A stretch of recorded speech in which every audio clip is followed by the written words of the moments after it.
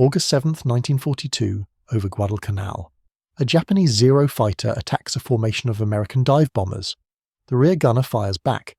A single bullet pierces the Zero's canopy and strikes the pilot in the head. The Americans watch the Zero tip upward, seemingly out of control. The pilot appears dead, slumped in his seat. They count him as a kill and return to their carrier. But Saburo Sakai wasn't dead. Blinded in one eye, bleeding, barely conscious, he flew 560 miles back to base. The flight took nearly 5 hours. 41 years later, Sakai met the gunner who shot him, Harold Jones, the man who nearly killed him. They shook hands, exchanged gifts, and became friends. Saburo Sakai was born in 1916 in Saga Prefecture, Japan. His family descended from samurai but lived as farmers after the Meiji Restoration, forced warriors into civilian life. When his father died and Sakai was 11, his prospects narrowed. At 16, with few options, he enlisted in the Imperial Japanese Navy in 1933. He served as a gunner on battleships Kirishima and Haruna. In 1937, after 3 attempts, he passed the entrance exam for Naval Flight School. The training was the most rigorous in the world. Wrestling matches that could end in injury, swimming tests designed to weed out the weak. Pilots who couldn't meet standards were sent back to regular duty in disgrace. Sakai graduated first in his class. Emperor Hirohito personally presented him with a silver watch. By 1942, Sakai was a combat veteran. He'd flown in China, the Philippines, the Dutch East Indies, and New Guinea. He'd mastered the A6M0 fighter, light, agile, deadly in the hands of a skilled pilot. Official records credit him with 28 victories. His autobiography claims over 60. Harold Jones was an American sailor serving as a rear gunner on SBD Dauntless dive bombers. The SBD was a sturdy aircraft, heavily armoured, designed to attack enemy ships. The rear gunner sat facing backward with twin 30 caliber machine guns, protecting the aircraft from fighters attacking from behind. Jones and his pilot were part of the air group aboard USS Enterprise, one of the American carriers supporting the Marine landings at Guadalcanal in August 1942. The invasion of Guadalcanal was America's first major offensive in the Pacific. The Japanese had built an airfield there. If they completed it, Japanese bombers would threaten Allied supply lines across the South Pacific. The Marines had to take it. On August 7, 1942, as Marines stormed the beaches, Japanese aircraft from Rabaul, 560 miles away, launched counterattacks. Among the pilots was Saburo Sakai. That morning, Sakai and his squadron took off from Rabaul. The flight to Guadalcanal took hours. When they arrived over the island, they engaged American fighters protecting the landing force. Sakai shot down an F-4F Wildcat flown by James Pug Sutherland in an extended dogfight. Both pilots demonstrated exceptional skill. Eventually, Sakai scored hits beneath Sutherland's left-wing route. The Wildcat went down. Sutherland survived and would later become an ace himself. After that engagement, Sakai spotted what he thought was a formation of 8 F-4F Wildcat fighters. He moved in to attack from behind. He was wrong. They weren't Wildcats. They were SBD Dauntless dive bombers, and dive bombers had rear gunners. Sakai realized his mistake only when he pulled close enough for the tail gunners to open fire. All 8 rear gunners engaged him simultaneously. Tracers filled the air. Cannon rounds and machine gun bullets tore into his Zero. Among those gunners was Harold Jones. Jones watched pieces of Sakai's Zero fly off. The canopy shattered. The aircraft tipped nose up and appeared to stall. Through the damaged canopy, Jones caught a glimpse of what looked like a dead pilot slumped in the cockpit. Sakai's Zero climbed away, seemingly out of control. Jones and the other gunners believed they'd killed him.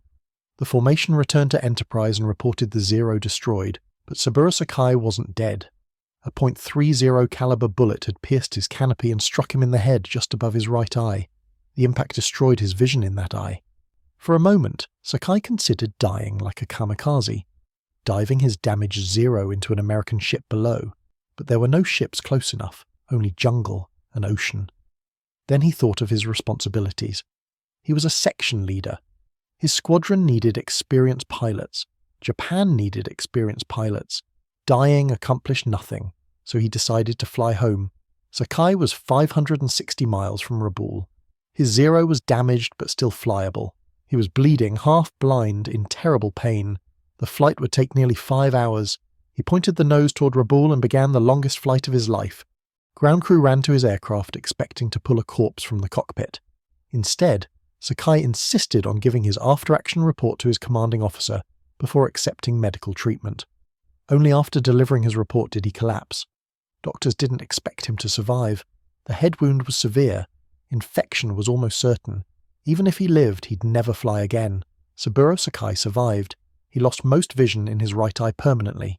He spent months recovering. But by 1944, he was back in combat, flying one-eyed in a Zero over Iwo Jima.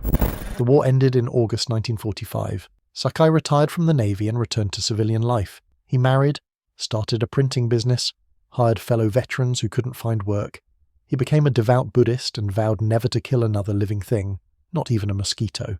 For decades, Sakai carried the memory of that day over Guadalcanal. In the 1970s, something unexpected happened. Sakai's autobiography, Samurai, was published in English and became popular in the United States. American pilots and historians read it. Veterans reached out to him. In 1970, Sakai attended a meeting of the American Fighter Aces Association in San Diego. He was the only Japanese pilot there. An American P-51 Mustang ace approached him through a translator. "Please tell Saburo that I read his book twice," the American said. "The feelings that he described were the same that I felt in combat, and I am glad that we can share that understanding." That encounter changed something for Sakai. The Americans didn't see him as an enemy. They saw him as a fellow pilot who'd experienced the same fear, the same adrenaline, the same impossible situations. In the early 1980s, a historian named Henry Sakida began researching the August 7, 1942 engagement over Guadalcanal. He identified the SBD gunners who had nearly killed Sakai. One of them was Harold Jones. Sakida arranged a meeting. In 1983, near Los Angeles, Saburo Sakai and Harold Jones met for the first time since that day 41 years earlier.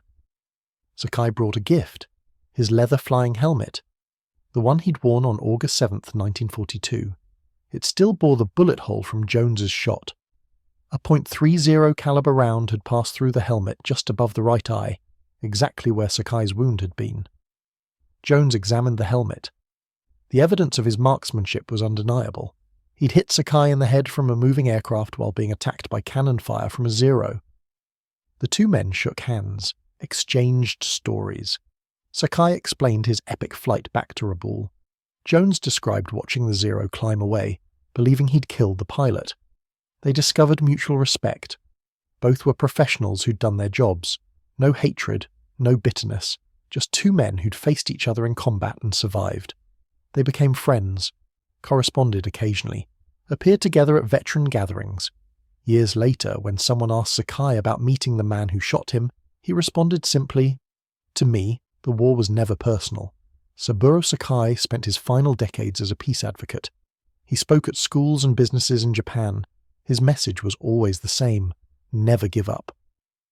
The same determination that kept him flying 560 miles with a bullet in his head became his theme for civilian life. He visited the United States multiple times, met former adversaries, attended military reunions. He worked briefly as a consultant for Microsoft's Combat Flight Simulator 2 video game, bringing authenticity to the aircraft handling. In his later years, Sakai attracted attention for publicly criticizing Japan's inability to accept responsibility for starting the wars in Asia and the Pacific. This made him unpopular with some Japanese veterans, but he stood by his position. On September 22, 2000, Sakai attended a formal dinner at Atsugi Naval Air Station as an honored guest of the US Navy. During the event, he suffered a heart attack. He died that night at age 84, surrounded by American officers who considered him a friend. Few Japanese veterans attended his funeral. Many resented his friendly relations with former enemies and his criticism of Japan's wartime actions. Harold Jones outlived Sakai by several years, passing away in 2008 at age 88. The friendship between Sakai and Jones represented something important. Two men who tried to kill each other in 1942 shook hands in 1983 and found common ground. They recognized each other as professionals who'd done their duty. No malice, no grudges, just mutual respect between warriors. Saburo Sakai's story reveals something about the nature of combat and the men who fight. The conflict wasn't personal. He didn't hate Americans. Harold Jones didn't hate Japanese. They were both doing their jobs under impossible circumstances. Sakai made a critical mistake attacking those dive bombers from behind, and it nearly cost him his life. But his determination, flying 560 miles half-blind and bleeding, demonstrated exceptional courage and skill. His survival against those odds earned respect from both sides. American pilots who read his autobiography recognized a kindred spirit. They'd felt the same fear, made similar mistakes, experienced the same split-second decisions that meant life or death. The friendship between Sakai and Jones proved that enemies in war don't have to be enemies in peace. They could meet decades later, acknowledge what happened, and move forward with respect rather than hatred. Sakai's post-war message, "Never give up," came directly from his wartime experience. Combat creates adversaries, not eternal enemies. The men who fight can recognize each other's humanity once the fighting stops. Saburo Sakai and Harold Jones proved it. One bullet, one impossible flight, 41 years, and finally, a handshake between two men who'd faced each other when death was the only likely outcome, and both walked away.